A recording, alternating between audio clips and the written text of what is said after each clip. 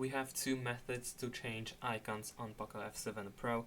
The first method is to simply go to settings. Now over here, if you go to personalization, you should be able to find icons option, and then over here we have background color.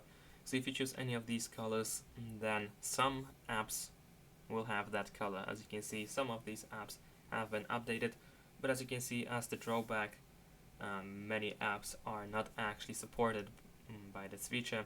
So it's kind of pointless to change icon colors only for certain apps.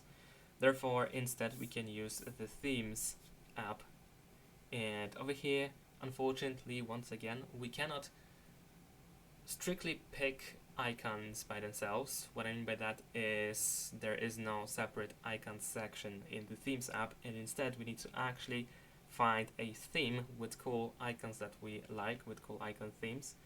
So let's see. So for example, if I open this one, as you can see, we have different icon style, completely new theme, and we can actually use it. So in order to do so, we can press download. So we're gonna download the whole theme first, and after that we can press customize over here, and we can make sure that only icons is selected, and then if you press apply, then you will only update icons and nothing else. So this is also a way to change icons on our phone. And that's about it. Check out this playlist to find more guides, like, comment, subscribe.